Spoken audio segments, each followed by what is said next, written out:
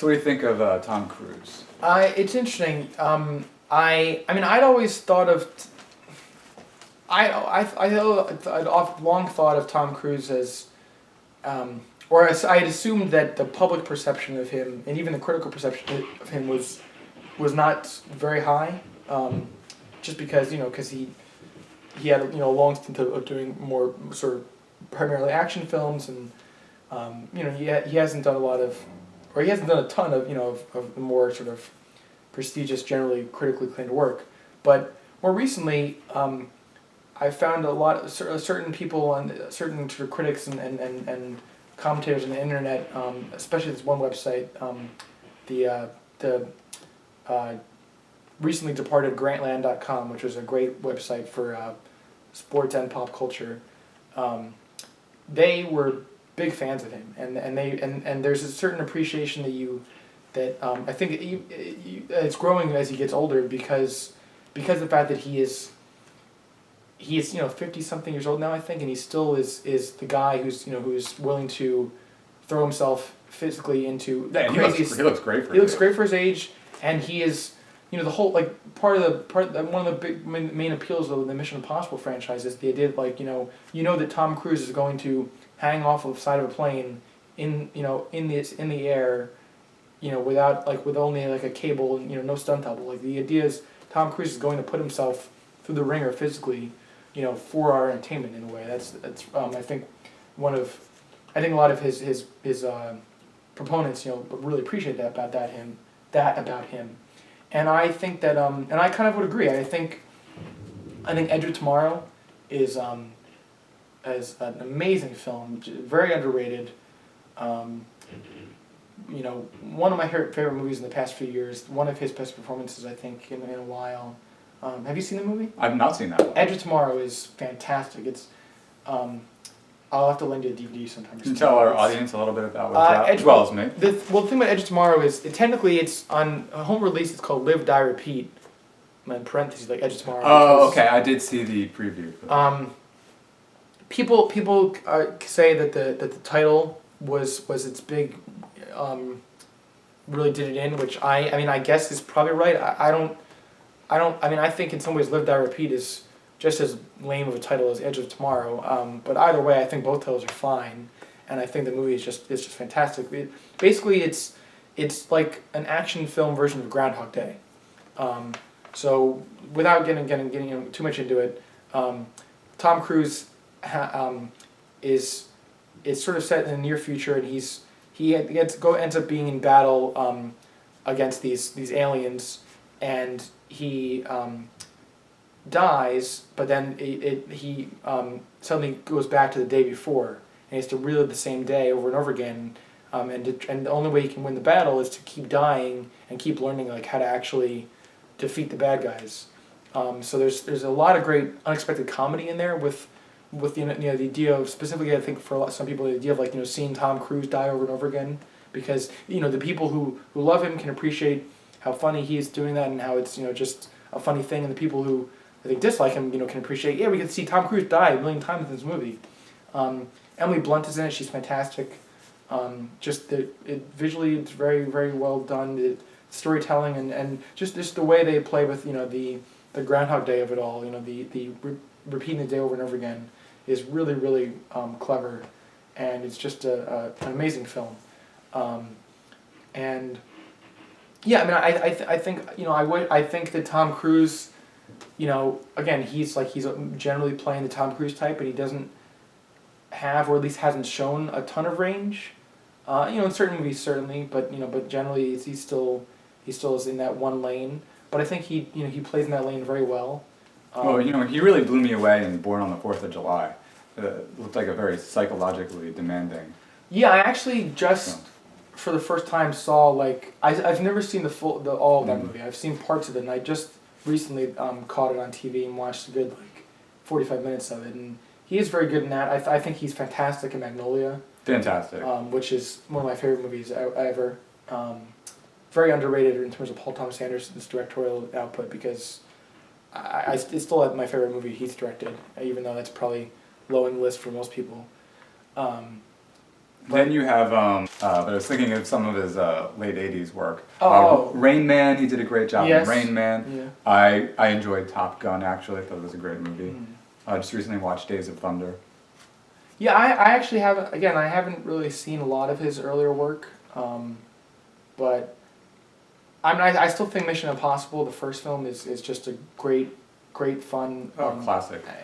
entertaining, and relatively well told and intelligent story, and I think Tom Cruise is very good in that. He was very good in Collateral, as a villain, which was kind of a out there part for him. Jerry Maguire is very good, and people generally appreciate that, and I think he's he doesn't blow me away necessarily or anything, but I think he's very good in that. There's also, by the way, his classic cameo in Tropic Thunder. Tropic Thunder, I think, is really what started sort of the Tom Cruise revival, because he had, I think it was when he was promoting War of the Worlds, which is a movie we both, I think, really like him in. He, or at least I remember you used to really, you were strongly, I think, argued in favor of him, and I was a bit more on the fence about it at the time when we first started debating that movie. But I agree that he's quite good in that too. But War of the Worlds, was when a lot of his Scientology fascination was getting out there, and when he did couch jumping on Oprah, and I think that, it just in the public persona really was helping mess up his screen persona, and he had a couple of years there where he wasn't doing that much notable or mainstream work. He had Valkyrie, which I know we saw together. I know you love, and I have that movie. Yeah, I know. I haven't seen it, I think, since we first saw it, but it was good. But yeah, I think Tropic Thunder really kind of it finally made him made people realize that he can get in on the joke and make fun of himself a bit and go crazy and again have range. And so you had that, and then you had around the same time, I guess, is when you had a couple years later was the fourth Mission Impossible, which was also very good, and he was good in. And then again, you have Edge of Tomorrow, and you have I know I'm missing a couple other even Rock of Ages, which was not I think also a bit underrated as a film. He and his performance was pretty good overall, I'd say, in that. So yeah, overall I'm thumbs up on Tom Cruise. So I also really love Russell Crowe and Liam Neeson. What do you think of those guys? Well, I think my old opinions about Russell. And actually, when we talked to Nicole Kidman, I kind of wanted to throw Russell Crowe into that, because Russell Crowe is an actor who, when he was sort of getting big in the late '90s, early 2000s with something like Gladiator or LA Confidential or Beautiful Mind, I really kind of resented his just that type of character that he played, that gruff manly man, because especially when I was in high school and even now, I'm still relatively, And that's actually why I love his work. I love that he portrays a man as that's the best way to describe it. As fit and masculine and. No, I mean there's nothing necessarily wrong with that, and I think I like some actors who do that more than him. I think Brando generally sort of fits that part. I think even some of the action stars or from the '80s or the '90s like Bruce Willis or Arnold Schwarzenegger are that in sort of different ways, but and I thought Gladiator was overrated in general. And I thought his performance was a bit overrated, probably too. I kind of resented the fact that his character got the girl in LA Confidential, because I like Kevin Spacey and Guy Pearce better. That's just a fantastic movie, and all the performances are pretty great in that though. And then Beautiful Mind, and then that one, coming off of Gladiator a year later was just odd, because it was the Gladiator being a Princeton mathematician type guy, and in terms of range, I suppose he did pretty well with that, but it was a bit jarring to me, and And yeah, so basically just, I formed some opinions about him early on. That were, that when again I was a teenager, so they were a bit more. They weren't as nuanced, and they were a bit more just sort of out of spite and out of various factors that I don't quite share the same opinions now, or I don't think I would, but I haven't really given him as much of a shot since then. And frankly, to be honest, and to my 14-year-old versions, my 14-year-old self's delight, he really kind of fell off the radar as a mainstream movie star. He was a big star in the early 2000s, and then sometime around the mid 2000s, probably around the same time as Tom Cruise, for whatever reasons, his bar brawling and Australian stuff, or just his choices of movies, something like Robin Hood didn't do very well at the box office. I think something like. But The Next 3 Days is actually one of my favorite movies. I haven't seen it, but again, I don't think that didn't really I think make too much of an impact culturally or anything like that. I actually just watched recently State of Play, which is a really good, underrated movie I think overall, and with Rachel McAdams as well, and Ben Affleck, and that was around when Ben Affleck was doing his comeback. A lot of these big movies. There's an actor that I'm quite honestly, no offense to him, but not so much a fan of. Oh, and I've really turned around. I mean, I think he plays great parts. I just find that he seems to have a kind of a flatness. He's very not very emotional. Doesn't seem to be very emotionally. So you think he's Nicole Kidman? I guess. Or how you view Nicole Kidman tends to be how I. And I am welcome to being corrected in my perception. I don't know. I mean, I think he is. I think he's a great director. I think his first movie, Gone Baby Gone, was fantastic. I think The Town and Argo were pretty well made as well. And I think that he's had some great roles, and he's picked some good movies to be in. I mean, I guess I could make the argument that, sort of going back to the whole Edward Norton, Meryl Streep thing, is that sometimes there's an actor that just has the same sort of, I guess, taste that you have that ends up being in a lot of movies that you love. Yeah, if you were them, you probably would have chosen it too. But either you never love them in the movie, or you like them just enough, but it's more because of the movie versus them. And I think somebody Ben Affleck has chosen to work with certain directors and done certain roles that, even though I didn't maybe love his performance every time I really liked. I think early in his career, I think he worked best with Kevin Smith. I thought he was fantastic in Chasing Amy and Dogma. I thought he gave very good performances in both of those, especially more so Chasing Amy. But I think both those he was good. And again, the fact that he teamed up with Fincher for Gone Girl. When I first heard he was cast, I was definitely not excited about it. I just was sort of indifferent to him. I didn't hate him or anything. But I thought he was really good in Gone Girl, and again, part of that's probably because it's Fincher, and because I think Fincher does well with actors, and I think that, again, there's an inherent bias that whatever Fincher directs, I'm gonna, generally like a lot of the elements of it, which, may or may not be unfair because maybe if it was. Ridley Scott directing Gone Girl, I wouldn't care as much for. I don't know if it's because it's Fincher that I'd like Ben Affleck better, or if I would have liked him, the same. It's hard to say, but I thought he was good in that. I thought he was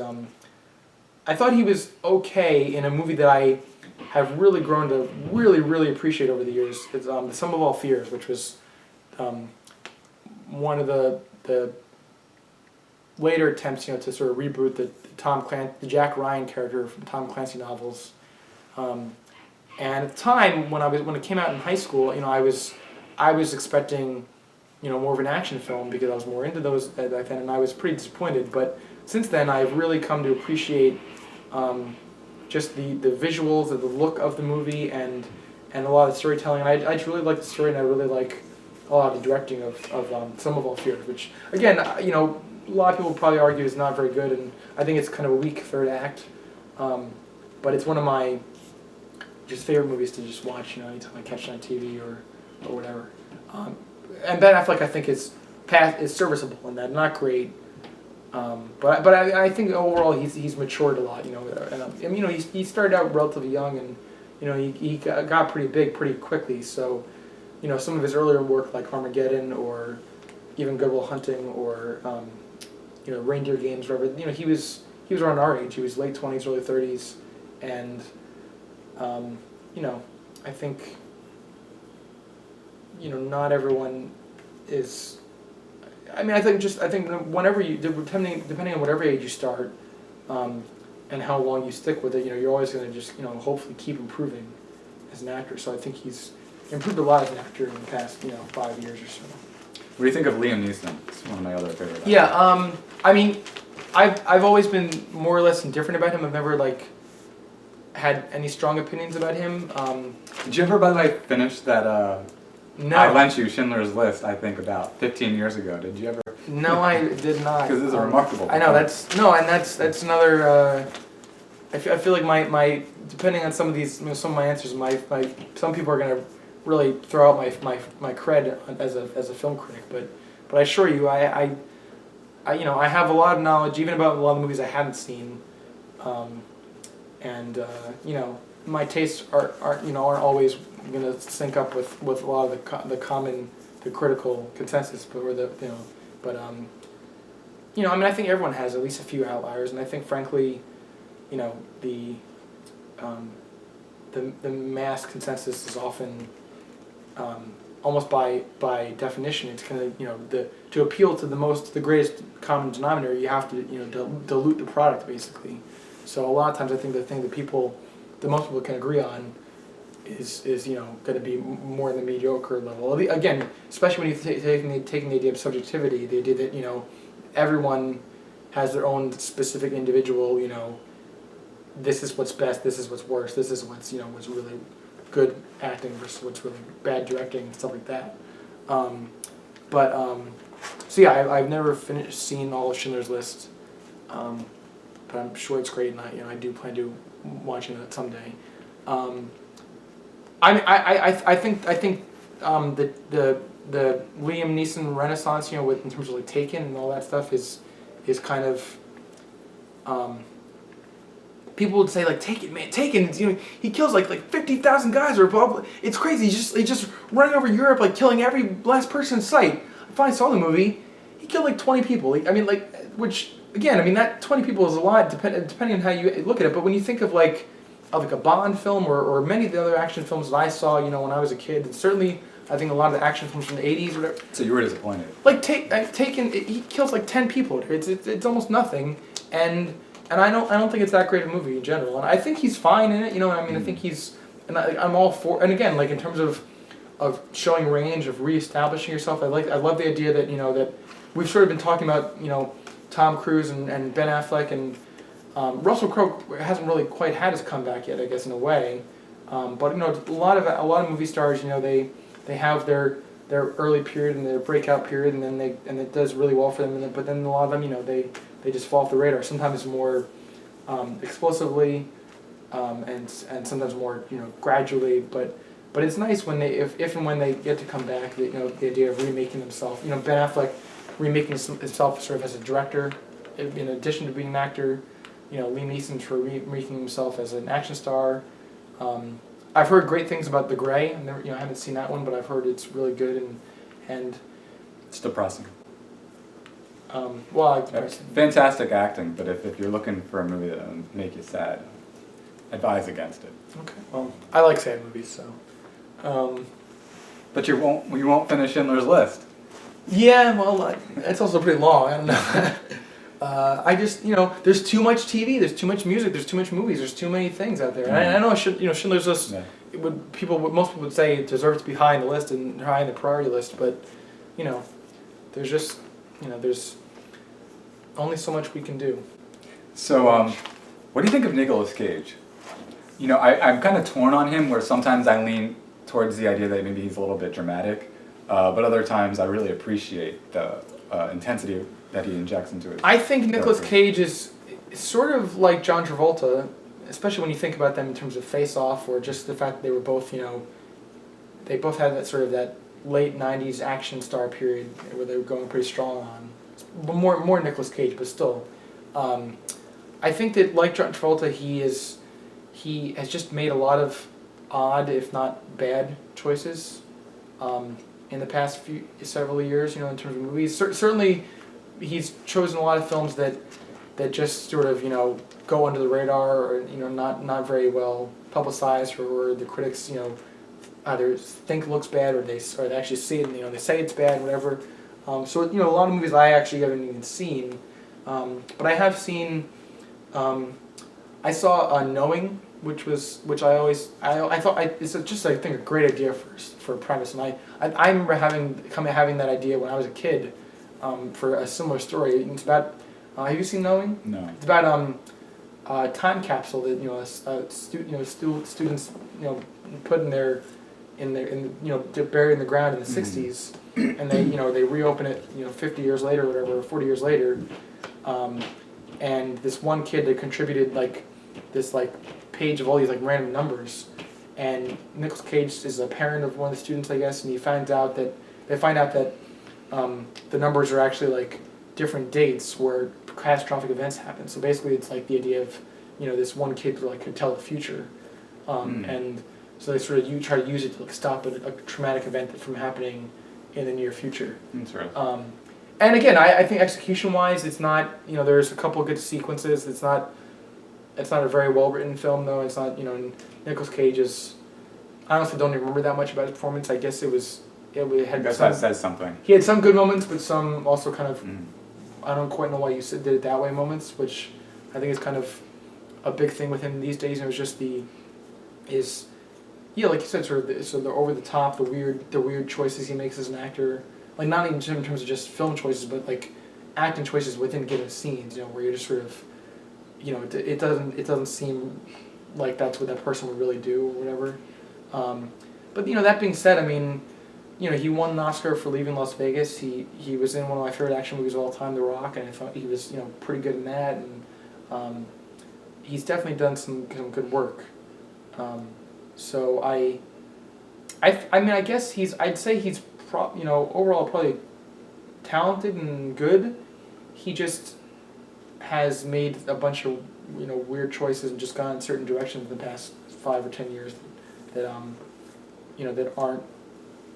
that just I think makes a lot of people question why.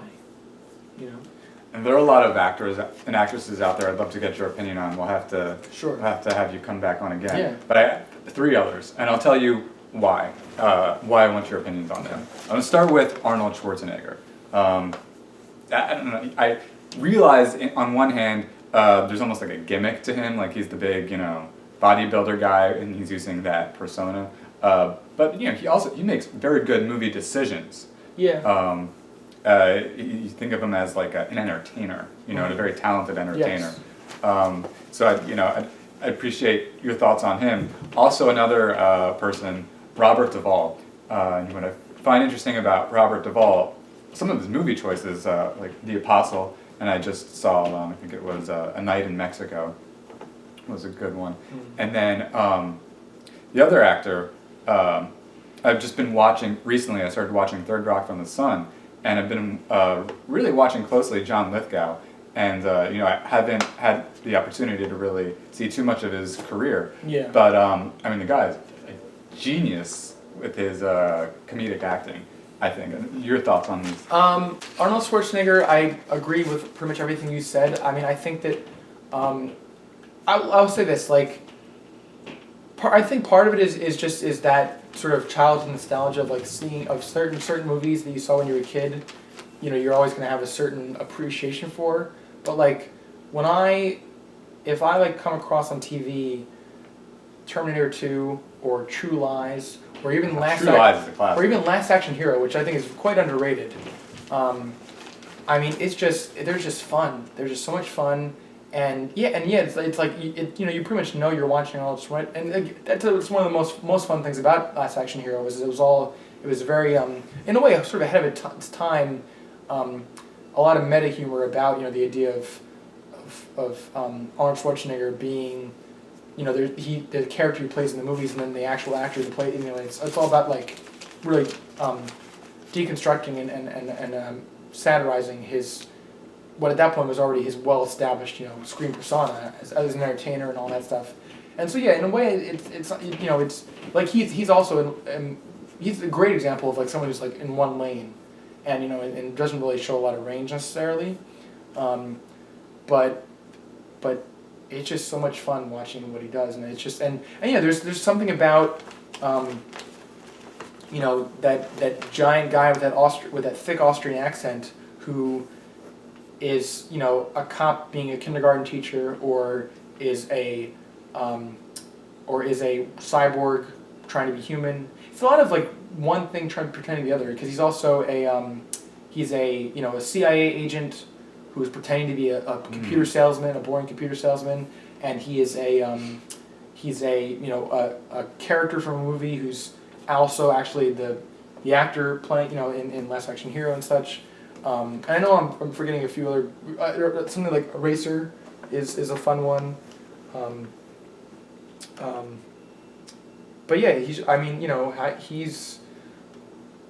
again, if you had to make a distinction between like really good or like favorite, he's certainly a very enjoyable actor to watch. I think, whether or not he's necessarily doing a lot of great work, and I mean I think he does I think quite well with what he's asked to do, or what he chooses to do. To just be the giant with the Austrian accent who says certain lines, that are just going to be funny because of the accent, because of the look of him, because of the writing. It all sort of works together, and like he's. I mean, what's nice about him is that even if he's not, even if like the accent's not forced, I think he recognizes that the accent is part of what makes him funny. So even if it's not a tremendous amount of like innate comic skill, he is very smart and savvy about like, this is why I'm funny, just because of the way I look and because of the way I sound. Mm-hmm. I don't have to do anything. I just have to be, just stand there and be me. Like, the only thing he had to do to look the way he was bodybuilding. The only way to sound the way he was be born in Austria or whatever. But because of that stuff, he knows that that's all he really needs sometimes, and it's a lot of fun. Yeah. Now I'm forgetting. Oh, Robert Duvall. Robert Duvall. I haven't seen a lot of his. I haven't seen a ton of his work, or even some of the stuff I've seen. Because he doesn't. He's I think more of in some ways more of a character or a supporting actor. Usually he's in something like the Godfather films, or A Civil Action, or I didn't see it, but I know I think he got another nomination for The Judge last year. He's often in the supporting part, except for something like The Apostle or a handful of other things. But from every time I do watch him, I'm always. I think in a lot of ways it's that effortless there's nothing very showy about his performances usually. It's subtle, it's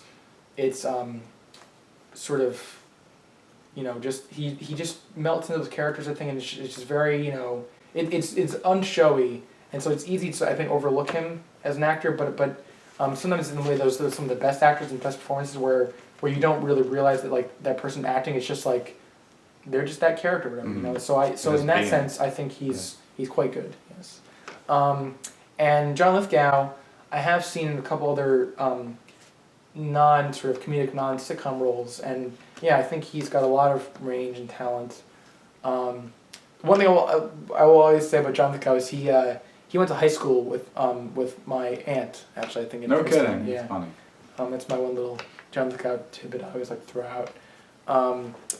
But I haven't seen Third Rock from the Sun in a long while, but I used to watch it quite a bit, and I remember thinking he was really good in that. He's I haven't seen it, but I heard he's great as a villain on one of the seasons of Dexter. I know he was a villain in at least one Brian De Palma movie. I think it was with Denzel, or no, he was in a movie with Denzel Washington called Ricochet, like early in Denzel's career, and he was pretty good in that. He played the villains a lot actually. So it's kind of like he's a sitcom guy, he's the villain guy, and sometimes he's like even like he was I think Harry and the Hendersons. He was the sort of movie comedy dad version of that too. So he's also very well decorated with awards. Tony Awards. Yeah, He has Emmy He's got Awards. theater- He's got a good theater Academy background. Award nominations. He's He's a well-decorated actor. He's very good. He's not someone I usually think of, especially not anymore. I mean, not one after like Third Rock from the Sun ended, and he just sort of, a lot of actors, they sort of like, especially depending on your own personal tastes, and what you're interested in, what your friends or family are interested in, they will just easily sort of fade into the background of a lot of people's minds, but he's certainly one to be appreciated. Okay, moving on now. A long time ago, before the advent of motion picture and television, obviously, therefore, people had to settle for theater and literature. With so much television and so many movies out there today, what do you think about the role of theater and literature? What has the role of those two mediums become? Do you think that TV and movies have replaced, especially TV, do you think that television has replaced the old-fashioned novel? Well, there's a bunch of different ways I can come at this. The first I'll sort of try to get at briefly is the idea that we've sort of touched on this before, but I haven't put in the specific terms. Is the idea of the novelization of television? The idea that that something like The Wire is often called, it's often compared to Charles Dickens' work, and it's considered like, the great American novel for television. The Wire is in some ways even more so than Lost. Just a great example of like telling one long story throughout 5 years.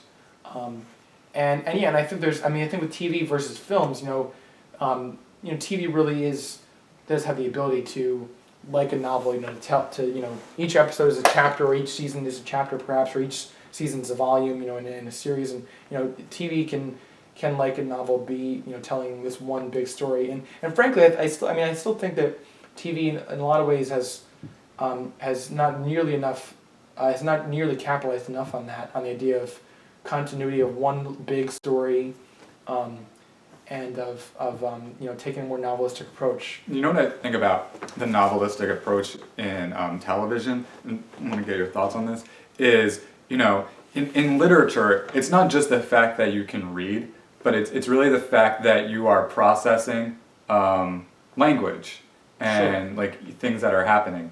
And, you do get that on television. You're processing what's going on. You need to, there's comprehension involved, and Yeah. hopefully, there will be a high standard of, writing. Well, yeah, and that's where that was, as I think I sort of mentioned before, that's one of the big parts of the TV golden age, of the new TV golden age, the new Renaissance, is that the writing became a lot more nuanced and intelligent and complicated and sophisticated, and TV and certainly theater are, as I also alluded to before, I think that both of those mediums, more than film, are both certainly have the potential, leave a lot of room for language and writing to be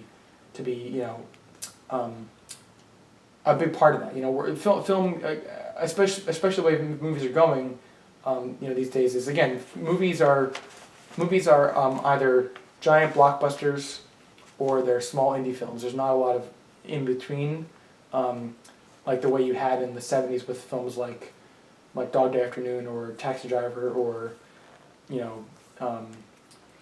even something like from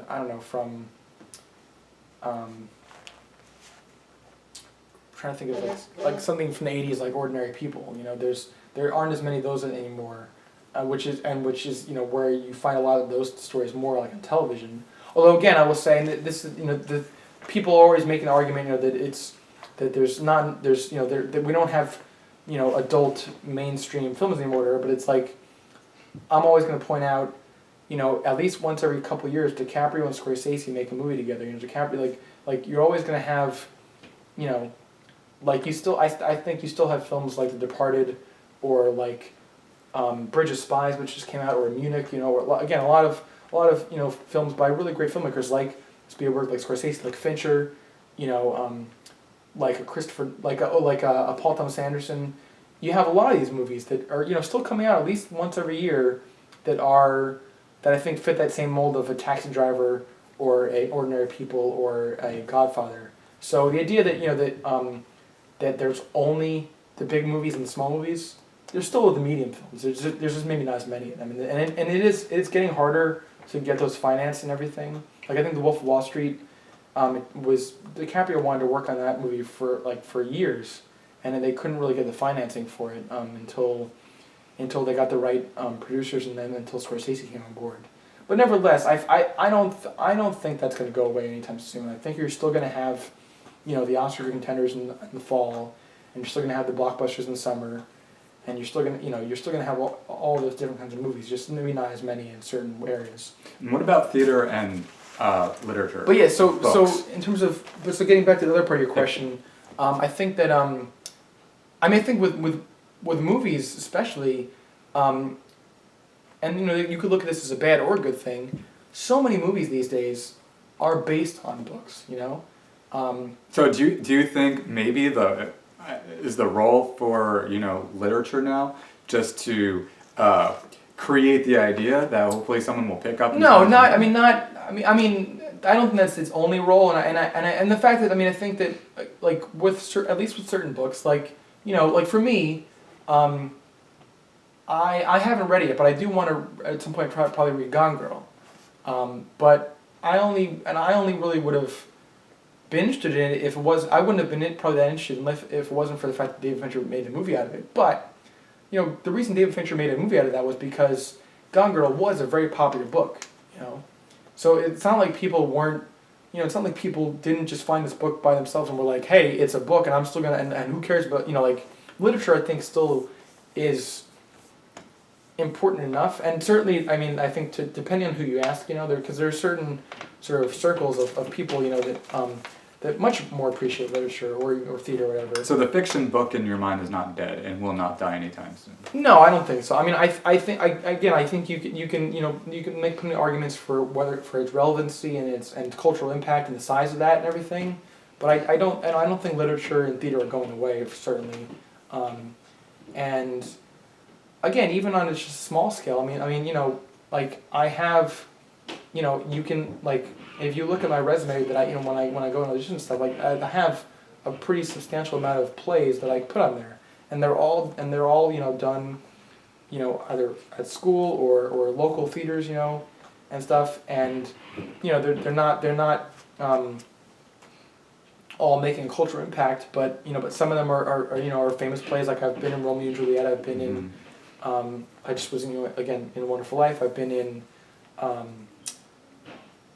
especially in high school, I was in other musicals like The Music Man or Damn Yankees. I'm actually the next role that I'm doing.